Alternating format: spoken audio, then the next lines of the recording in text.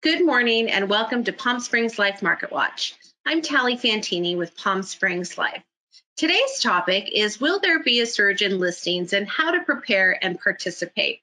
To cover this important topic, we have two incredible panelists, Mike McDonald with Market Watch LLC and Brady Sandahl with the Brady Sandahl Group at Keller Williams Luxury Homes. But before we get started, we'd like to thank our corporate sponsors, Sunrise Company, Toscana Country Club, Andalusia Country Club, Palm Springs Regional Association of Realtors, California Desert Association of Realtors, and Franklin Loan Center.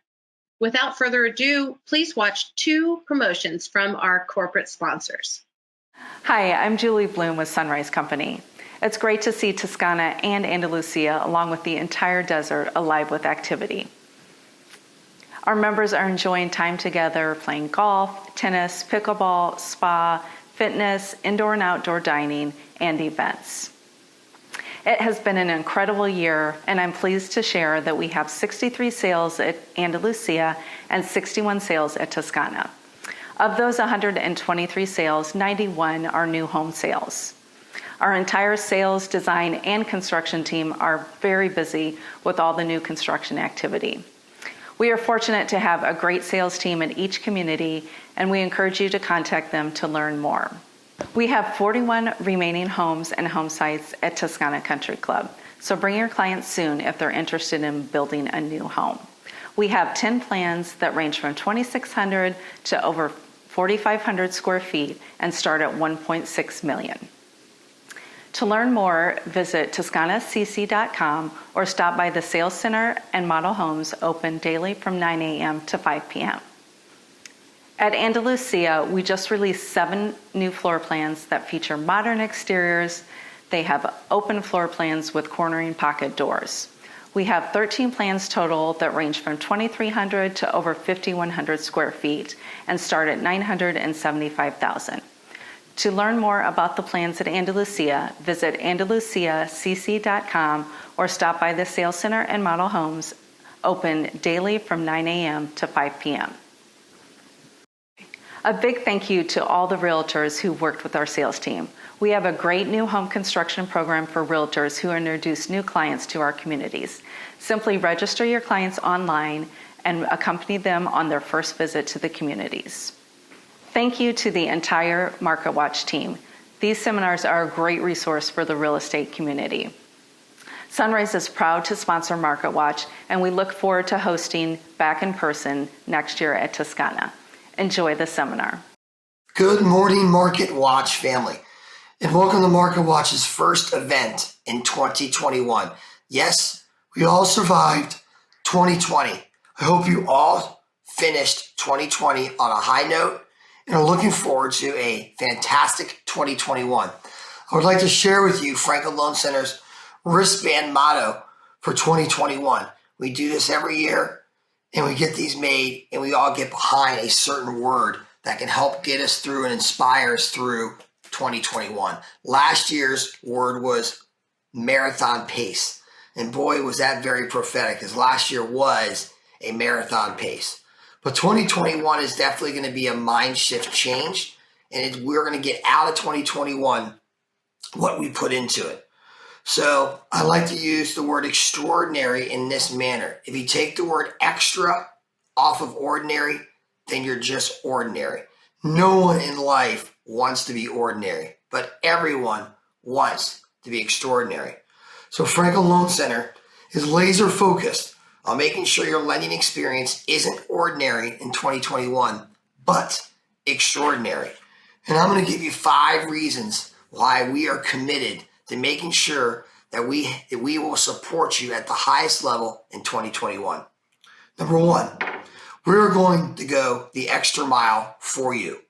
We want a long-term business partnership with you. This is not something we're looking to do on a per transaction. This is something we want to support you in your career in 2021, past January, February, March, months, years. We've been in the desert for 31 years.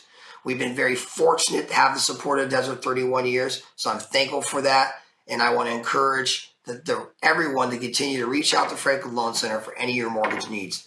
2, we will do the extra difficult loans for you. Because at the end of the day, everyone can do the easy ones. But the good companies, they roll their sleeves up and they find a way to get the hard ones done.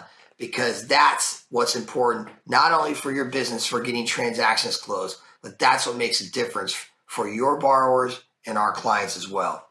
3, we are determined to do extra rescue loans for you. Now you might ask, Walter, what is a rescue loan? I appreciate you asking. A rescue loan is when Franklin Loan Center says yes when other people say no. And we do a lot of rescue loans when other banks are telling people, no, we can't get you into your dream home. You cannot buy or that second home. We find a way to get it done time and time again. We have a very, very wide net that catches as many opportunities as possible. And so always remember, if someone's telling your client no, we like to do the hard stuff and we like to find a way to get it done. Give us a shot so maybe we can rescue a client for you in a relationship. 4, we will continue to add extra unique loan programs to our mortgage lineup. And so what this means is we have proprietary products that other banks don't have.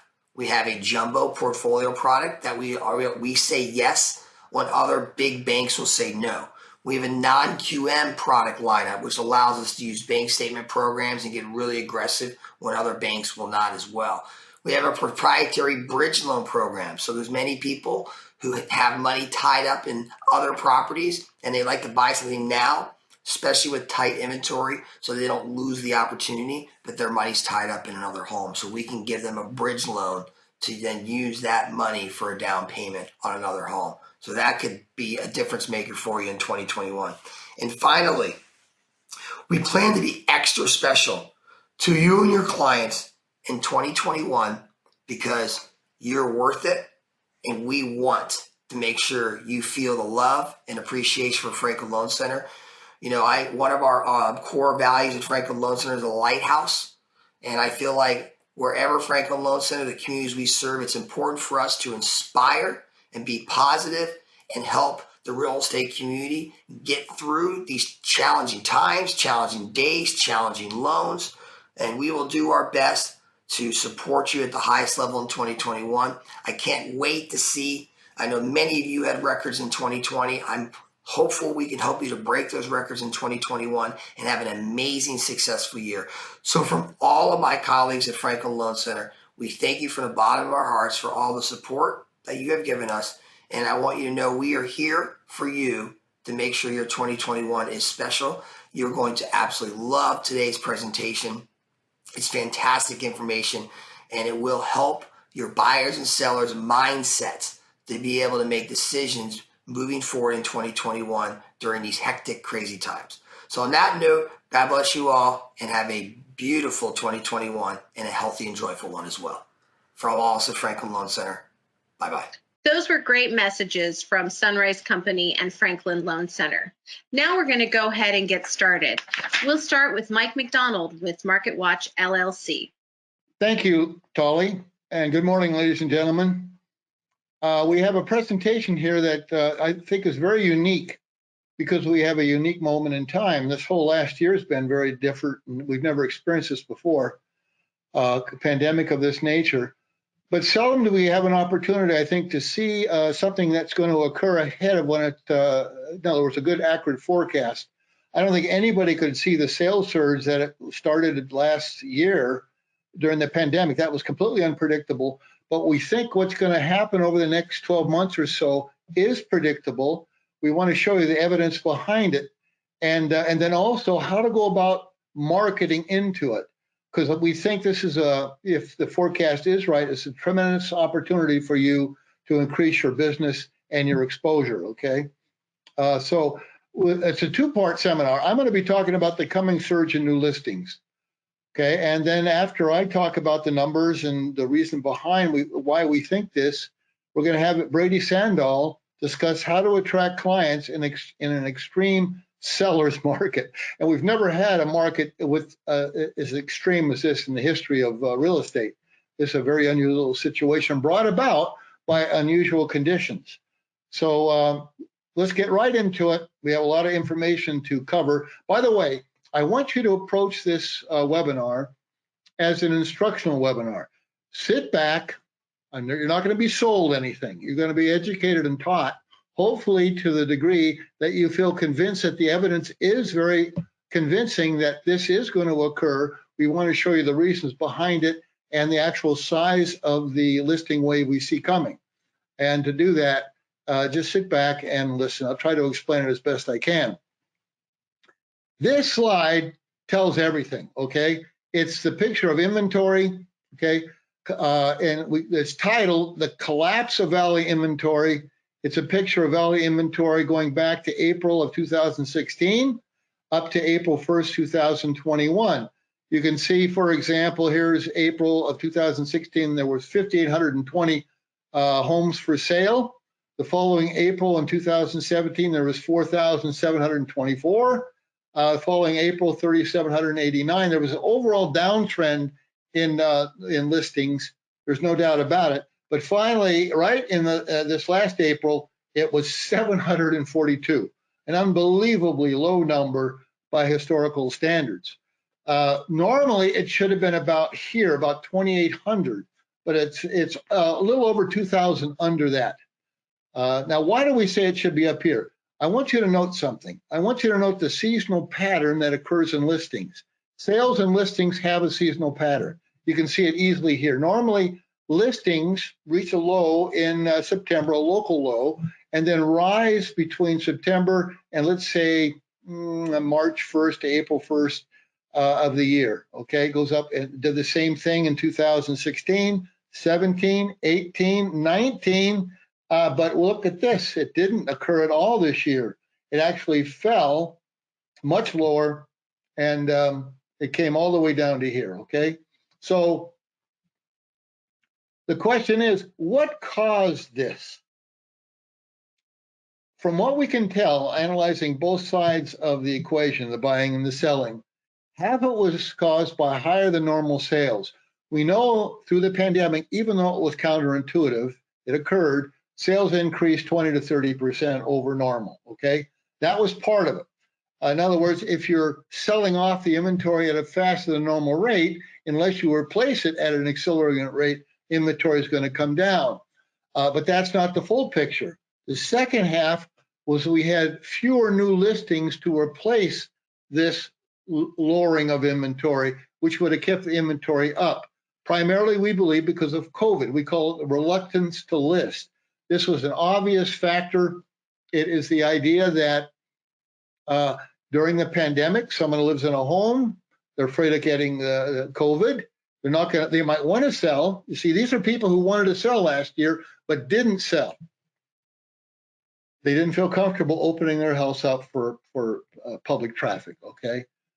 So that reservoir of people, the idea is, how can we measure that number to get an idea? Because the idea is that once the COVID passes through, the vaccine starts making it a safer environment where people feel comfortable opening their house up again, those accumulated people who didn't list will now start listing their sales on top of the new people who come out each year.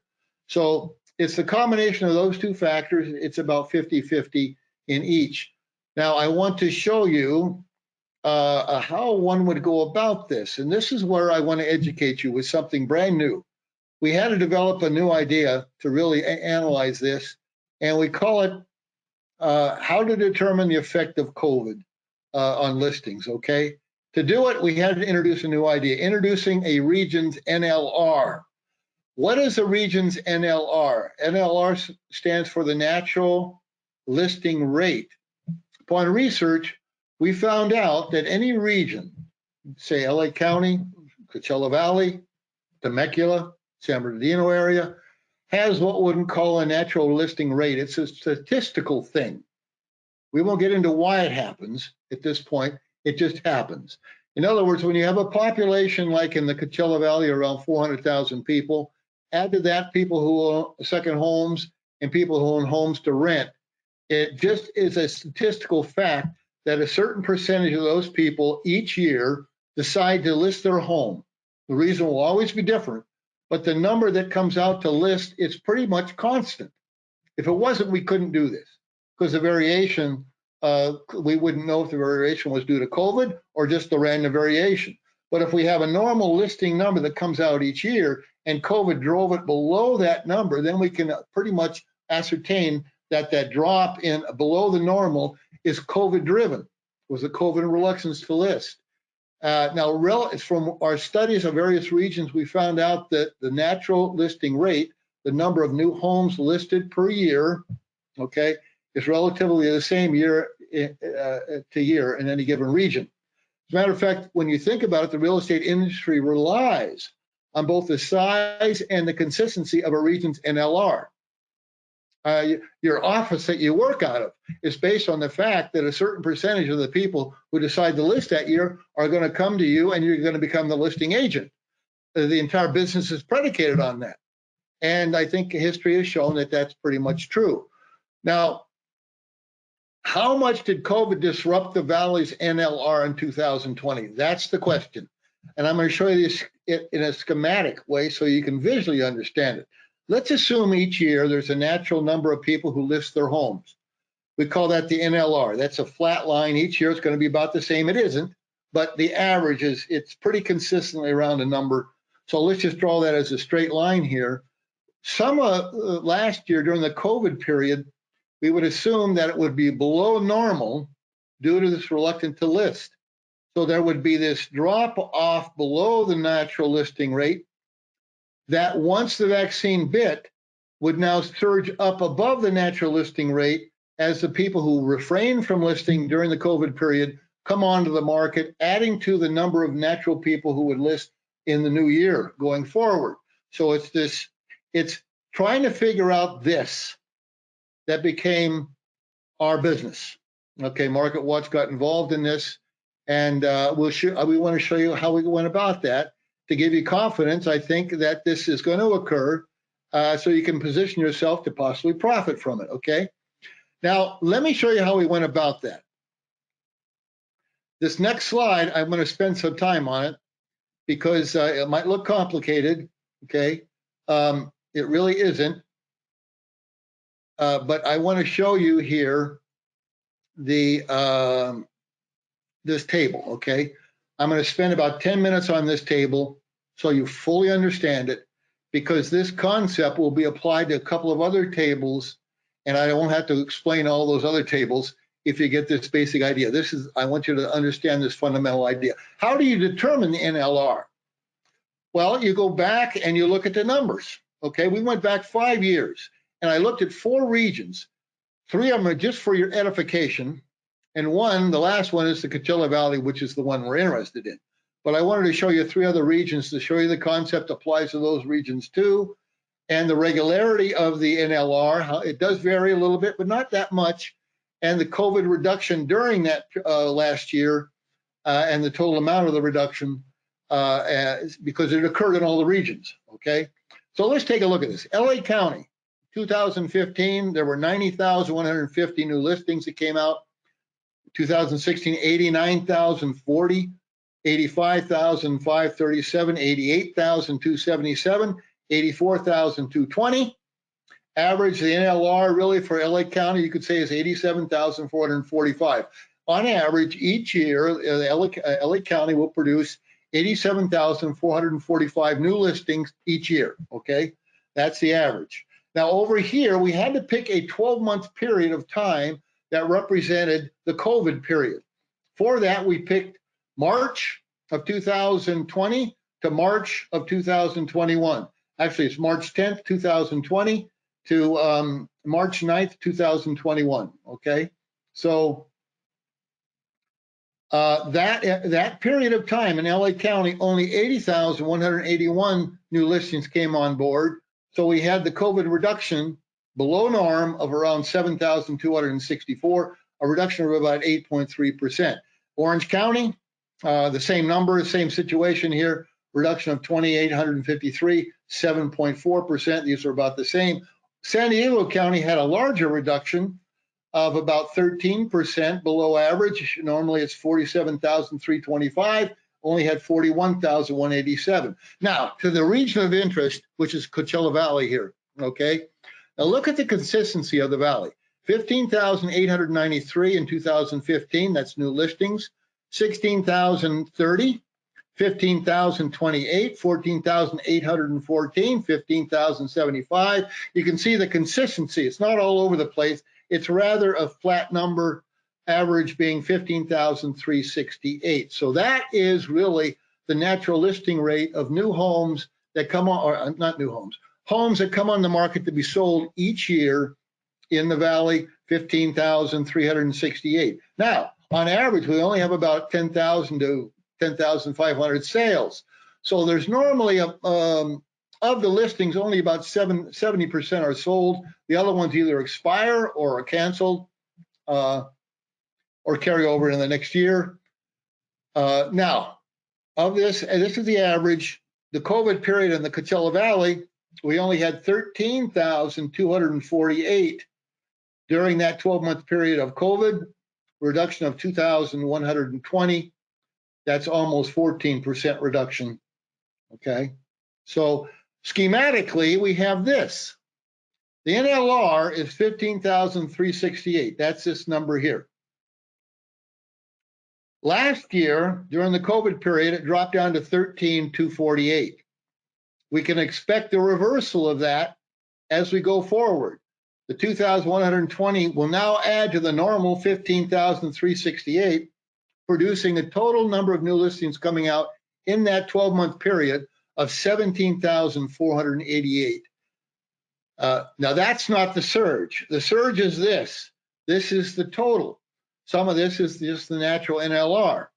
But that's a tremendous, that's almost a 5,000, 4,000 something increase over what we had last year, okay? So that is, we finally developed a way to actually measure the size of this thing and quantify it. So that was the first step, gaining these numbers and a confidence that they're real and that this will occur, okay? Now we went further and we looked at it in greater detail. And I want to show you the next slide, which is somewhat the same thing, but instead of by Coachella Valley by region, it's by Coachella Valley City. So let's take a look at that. There you go. Same thing. Now you understand this idea. Palm Springs, 2015. Now watch this. Palm Springs, we had 3,086 new listings in 2015. 2016, we had 3,241. 2017, 3,073. 3,010, 3,000. That's as consistent as you're going to get. Average of 3,082. During the COVID period, it dropped down to 2,595 for the reduction of, what is that, 487, okay? So that is almost a 23% reduction off of norm. So what we did here, we did that for each one of the cities and ranked the cities by the size of the reduction in number of new listings due to COVID, okay, and then gave the percent. So that's what this is. This is very useful. We have this total number of 2,120 for the entire region, but now we want to microscope down on the numbers and look at it by city. And of the top 3 cities would be Palm Springs with the largest surge, probably Palm Desert. Next, Indio. It's kind of interesting that Desert Hot Springs is one of the larger ones also. Yeah. Okay. So anyway, these numbers stand as they are, and I want to bring your attention to the rankings here. We'll reference them later on. And another one I want to show you. See, what we try to do is take this and break it down into statistics that will help you better prepare to market yourself. So you need information, detailed information, okay, of all these homes, which one do we focus on? What cities do we focus on if we're going to try to market or take advantage of this situation? And we did it the same thing by housing type, single family residences versus condos. Which is the one is going to get the largest number of listings, okay? Again, by far, it is single family residences. Same game here. We broke the new listings down by type of home, average, reduction from COVID, et cetera. Almost 80% of the surge should come in single family residences, which is also positive because those are the higher priced homes. So commission dollars is probably 90% of the commissions from the surge will come from single-family residences. That should help you a little bit also. Another thing we wanted to look at, we couldn't do this by price range for a very interesting reason. We can do it by home size. What we would have wanted to do would be by price bracket. In other words, calculate the NLR by price bracket compared to the drop, except you can't do it because you're not able to mathematically add apples to apples because of the fact that a home that's in the $1 million range now wasn't a $1 million home 4 or 5 years ago. So you can't do a good new listing count to get an accurate number. You can by home size because that hasn't varied. So we have the NLR by home size. In other words, every year on average, 975 homes under 1,000 square feet are listed. Between 1,000, 1,500, 3,384. The largest number of new listings are homes between 1,000, this should be 1,500 to 2,000, 4,000 new listings. And this shows you what occurred during COVID. It's the same thing we've been doing. This is the COVID reduction. But what we think is more helpful is by putting a dollar amount on this. And what we did is we added up the dollar value of homes. See, these larger homes are more expensive. Homes over 3,500 square feet are more expensive than these over here. So these 263 might not be as many as that, but dollar-wise, it's more. And almost 40% of the dollar value of the surge will be in 3,500 square foot or larger, okay? And if you take 3,000 and over, it's really 50% of the surge, dollar surge, will be in homes 3,000 square foot or over. So if you're going to market, I would suggest marketing to homeowners in the 3,000 and up square foot range of single-family residences. So that's really what this study gives a focus to, okay? Now there's some more information we wanted to cover because we did some more research into the listings to help guide you also. And this is, I think, the most interesting and useful as far as monitoring this on a monthly basis goes, because the question becomes, that's great, Mike, good idea, but what's going on? What's going on? Is it started? When's this thing going to start? How do we know when the surge has started? Is there a way to know? Those are yearly averages.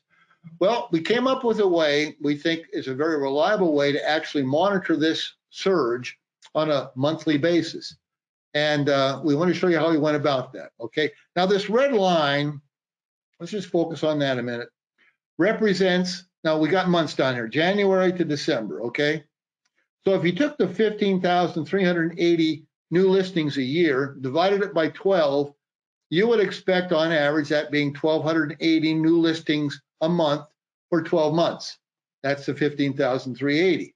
And you would see each month 1,280 new listings come out each month. But that's not the way the Valley works. The Valley is very seasonal, depending on the heat. So we went back those 5 years and calculated the natural listing rate by month for the Coachella Valley. And,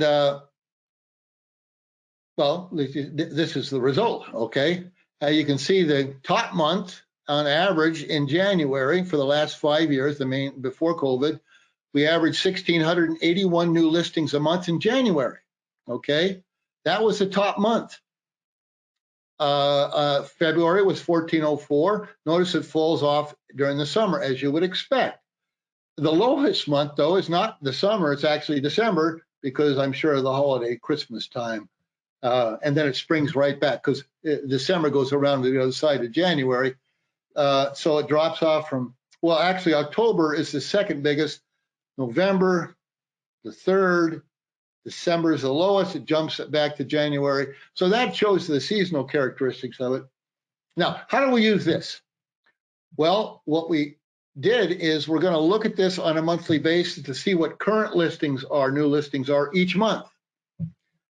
And we've got 3 months into this year. So far into 2021, how does the actual number of new listings compare against this average number that one would expect.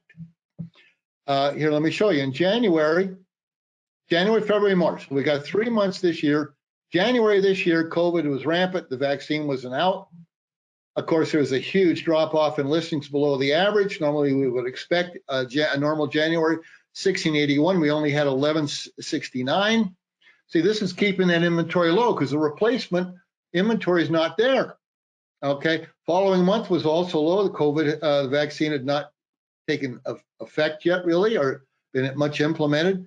But notice in March, for the first time, listings started rising closer to the norm. Whether that's the beginning or not, we do not know exactly when this is going to start. We're pretty sure once it starts, it's going to continue. So how could we monitor this on a monthly basis? What would it look like? Well, let's look at the title. What a post-COVID listing surge might look like. Hypothetical. This is not a forecast. I want to mention that, okay? But it's a graphical representation of what it would look like after it occurred, okay? And what would happen would be something like this. In April, the number of new listings maybe breaks to new highs, goes above the average. If that started, I don't think it would be a herky-jerky deal. Once it started, it would probably continue, and we would get something that looked like this as we went into the year. And finally, at some point, we would, in excess over the average, get to the 2120 reduction, that representing the surge over the average. That's a schematic of what it would kind of look like, okay? Well, this is good, though, very useful because it shows us how to follow this on a monthly basis for you, okay? We can turn talk into something real, okay? So we can actually maybe see it occur on a month-by-month basis. That's very important. We think how we can get this out to you remains another question on a monthly basis. We'll figure something out, okay? We think it's important for you to follow this. So now on the next slide, we wanted to show you also something surprising. Now, what is this? Here is the inventory that we showed you in the very first slide. Remember how it started at 6,000 down to 700 and something, okay, inventory. This is the yearly inventory history of the Coachella Valley, plotted over here, plotted against another curve, which is, the question is, what is the makeup of the people who are listing their homes? The makeup is either people who own homes and live there or they're remote owners. We know that the ratio is about 50-50 in the valley, okay? And it turns out that the percentage of homeowners that make up these listings that are remote owners are normally 50%. In other words, any month, if there's 2,000 listings, 1,000 will be remote owners, 1,000 will be homeowners, okay? 50-50, and it stayed around that average for quite some time until it's jumped up to 58%, which you would expect. Okay, you would expect because people who don't have to live in their second home can list it and not be there. The agent can show the house. They're not opening their home up to the trampings of people in and out and subject themselves to COVID. So one would expect there to be more remote owner listings than normal. And we're seeing a little bit of it, but not as much as we would expect. It's still there, though. It is a measurable quantity, but not that extreme. Now, what can we expect a listing surge? What would it do to the market, okay? What will a listing surge do to the market? To show you that, we have to show you this graphic because it shows you the market. This is the month of sales ratio by city. Now, you know what the month of sales ratio is. It's inventory, which is no low, divided by the sales rate, which we know is high, versus a year ago, before the pandemic. Notice that Coachella, Cathedral City, Indio, Palm Springs, Bermuda Dune, it's all close to under one month what's this? We got one, two, three, 4, 5, 6, 7 cities with ratios under 1 month. That's never happened before in history. It represents this extreme seller's market brought about by conditions of COVID, okay, and the reluctance to list. It shows you where things are normally. For example, Rancho Mirage is normally at 5 months. It's at 0.8 of a month right now. So a surge in listings would just renormalize this ratio a little bit. It would bring more normal numbers to the inventory picture and normalize it. This is not healthy, ladies and gentlemen. Sellers love it because they get the best of both worlds. They get 10 buyers for their home. But from an overall market point of view, it's not a healthy market to have, okay? So what would a listing surge do? I'll make a list of things. It will help correct the large inventory imbalance. That's the first thing. It should not change the direction of home prices. People are afraid that with more listings coming on, prices will go down. They will not go down.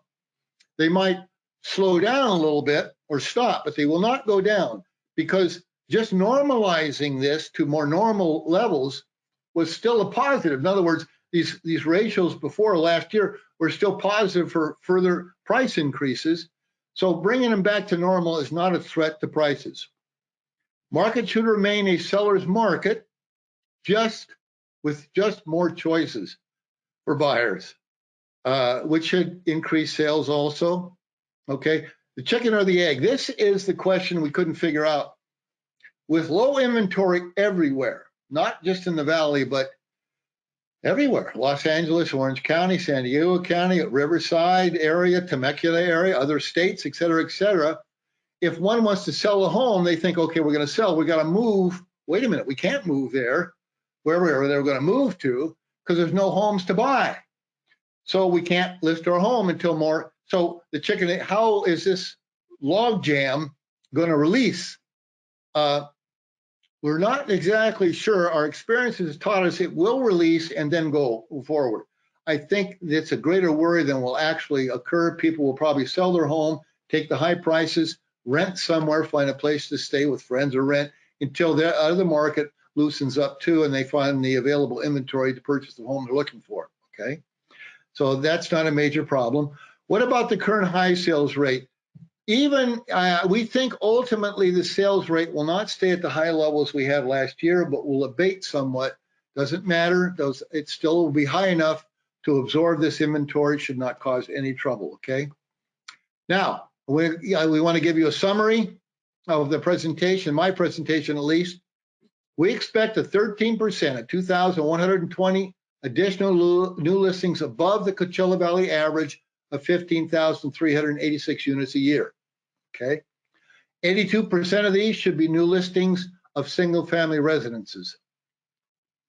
46 of unit new listings should be homes between 1,000 and 2,000 square feet. 39% of the dollar value listings should be from homes over 3,500 square feet. We showed you that. 25% should come from Palm Springs of the surge. 17% of the surge from Palm Desert, 12% from Indio. The big question, which realtors will represent the homeowners in the surge? Who is going to become the listing agents of these homeowners who are going to be coming out of going to come out from the shadows, so to speak, and list? We believe it's a big opportunity for you if you plan. And we now have a calculation tool, which we just showed you, to monitor a surge on a monthly basis. So that's our presentation. We think it's a unique moment in time. Hopefully, we explain it in a way that you can understand it. And in so having confidence that will probably occur, at least be able to monitor it and start planning your marketing program into a real estate environment that would be rather unique, but we think somewhat knowable and forecastable, okay? So thank you very much. Now I want to, the next speaker who's going to take over and explain all the details of how you can go about maybe marketing into something like this, or in general, how to market in a unique extreme seller's market. We have Brady Sandahl of the Brady Sandahl Group at Keller Williams Luxury Homes, and he's done this with us before. He's one of the best qualified speakers. Everybody likes Brady. So, Brady, thank you very much. Why don't you take over, okay? Mike, I want to thank you so much for sharing some exceptional data. Ladies and gentlemen, my name is Brady Sandahl. I have the pleasure of sharing some time with you today. I want to start by saying congratulations to all of the agents in Coachella Valley for showing up at the level that you did over the last year plus. You clearly rose to the occasion to represent the buyers and sellers who needed your help. And I want to congratulate every single one of you for doing what you did, and more importantly, doing it the way that you did it. I also want to thank our affiliates, our lenders, our inspectors, our title reps, everyone that kept moving the real estate market forward. And by the way, as we moved the real estate market forward, we kept the economy moving forward too. So remember, not only are you helping move the real estate market forward, but your buyers and sellers are putting you to work. And by putting you to work, you're putting the economy to work as well.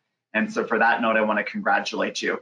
I think it's important, if we're looking to the future, we look into the past and realize that when we woke up on that day of March 19th, realizing that the state of California was closing down, we didn't really know the immediate impact that that would have on the local economy, nor did we realize the changes that would happen in the real estate market. And in fact, I think most of us thought that it would be a short sprint until everything changed. But ladies and gentlemen, as you know so well, it was clearly not a short sprint. It was over a year before the economy started to reopen. Now, you may recall in March, April, May, the number of sales started to decrease. Why? Because we had sales going from January, February, closing in March and April. So by May, we realized that the number of closings was starting to shrink and the number of sales were diminishing quickly. Well, then June came along and the economy started to open up. Why? Because hotels and rentals started to reopen, which means those people that were exiting out of big cities like San Diego, Los Angeles, San Francisco, Portland, and Seattle were able to get here, and they had somewhere to stay while they were shopping for a real estate purchase. And that meant that in June, July, and August, the market started to get traction. And that's when all of us started to really show up at a higher level. And I want to congratulate you for doing just that.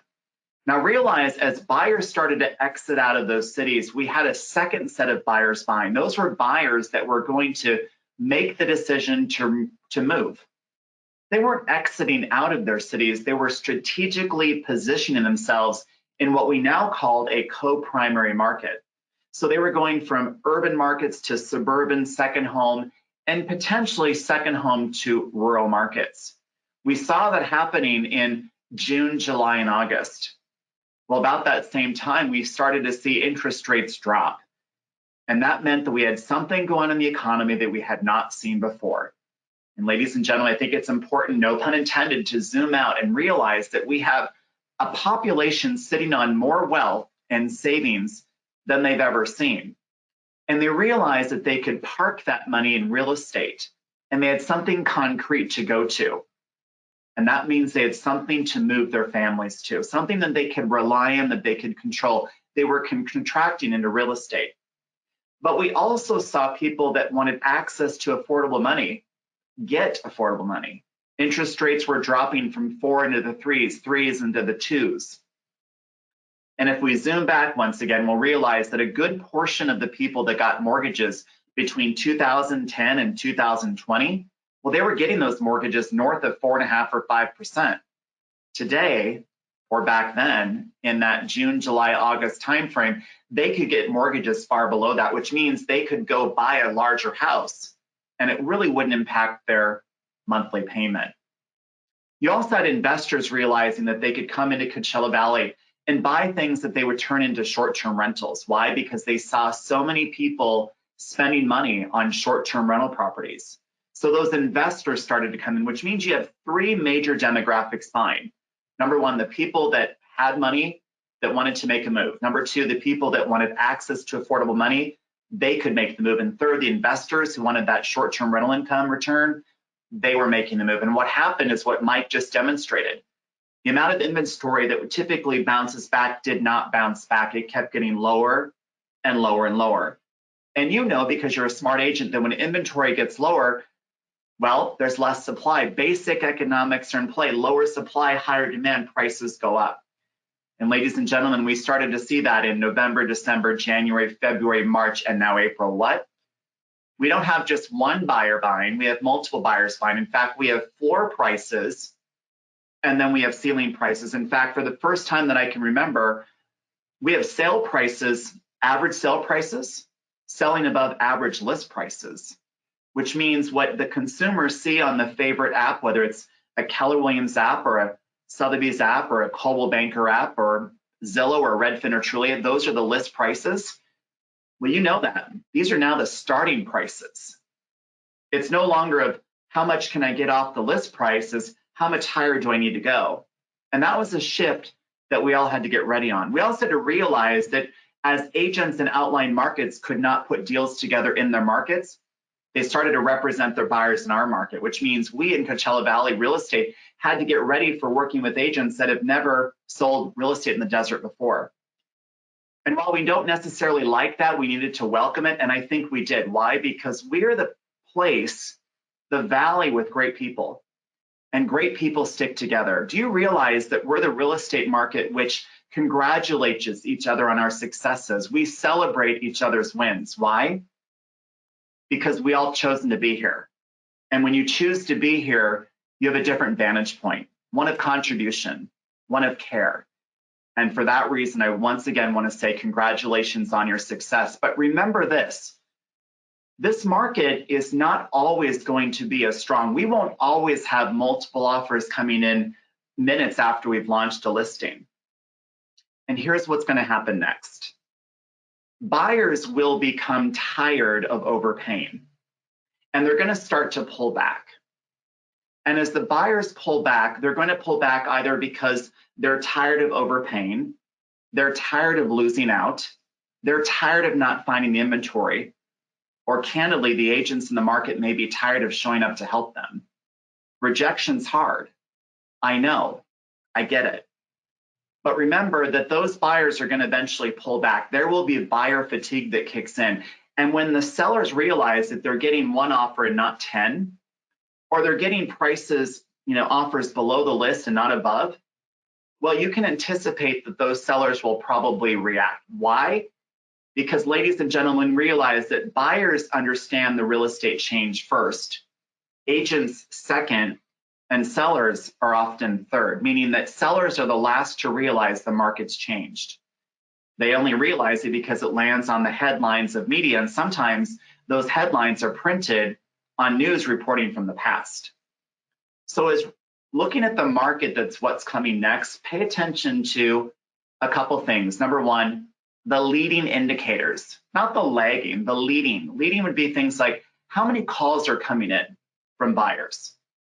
How many showings are actually happening on the properties that you're going to show or represent? How many offers are coming in? That gives you a temperature check on what buyers are doing. Because remember, it isn't about what the home is worth as much as it's about what the buyers are willing to pay for the home you want to sell. So when we look at becoming the expert in buyer consumer behavior, take a look at the leading indicators of the buyer behaviors that are buying in Coachella Valley. And realize that the buyers will pull back and the sellers will respond. You'll see things like, well, let's get the home on the market faster. Maybe I'm a little bit high on the price. And agents, when those conversations start to happen, remember that when the market went up, we cannot take the credit. So when the market starts to go down, we shouldn't take the blame. And for those buyers and sellers who are maybe listening, remember that market changes happen every single day. Maybe not from a macro perspective, but from a micro perspective. And I want to make sure that if you're a buyer looking to buy in Coachella Valley, you're working with an agent who's in Coachella Valley. Why? Because they understand the dynamics of the local real estate market. So if you are looking to buy in Coachella Valley, I encourage you to select one of the many great agents we have in Coachella Valley. Now, when those conversations come up and buyers pull back and sellers start to react, it's important that you as a buyer or seller or an agent are in conversation with one another. Some things you want to talk about are related to what's going on in the local real estate market, right? What's happening in this particular city or this particular section or this particular subdivision? Because you're going to be looking at comparable data, not based on months ago, but based on data of the moment. Remember, as agents and as consumers, we're very skilled at writing headlines that maybe no longer exist. We cannot be the master of the world, of a world that no longer exists. So when you're an agent in production, and when you're a buyer looking to purchase, and when you're a seller who wants to sell, here's what you want to focus on. Current, recent market data. Look at the market data and realize that the headline that you're reading or the headline that you're telling yourself, that headline may no longer be current. So be the expert in the data. Be the expert in the data. Know the data that's happening at the moment that you're in. And look for the signals and the signs that the market may be changing. I don't think we're going to go down a cliff, ladies and gentlemen. We're not set up for that, but we are set up for another market, one that we haven't seen for over a year. Buyers are going to pull back. Sellers are going to put their properties on the market. They'll probably put them on for lower prices because they're concerned that the number of buyers may be less. And we, as agents, are going to have to be the experts in understanding the market of the moment and communicating that market of the moment to the buyers and sellers who want to transact in the marketplace. And while we go down that road, remember this. It's important that we always show up with a great care and concern for not just our customers, buyers, and sellers, but the people that are working in the transaction. Remember, you've worked really hard. You've shown up every day. And ladies and gentlemen, many of you are extremely tired. I get it. I understand it. I accept it. We're human. So as we go down the road of the next market and we work hard to master the data of the moment, and we're working with buyers to navigate and sellers to understand, remember the core values that we always talk about in our value system, which is show up with care, be curious about the principle that you're representing, ask a lot of questions, and then you can step in as the consultant. Why? Because you've understood what the consumer is looking for. You understand the market that we're in and the market we're going to, and that gives you the opportunity to be the consultant that they need.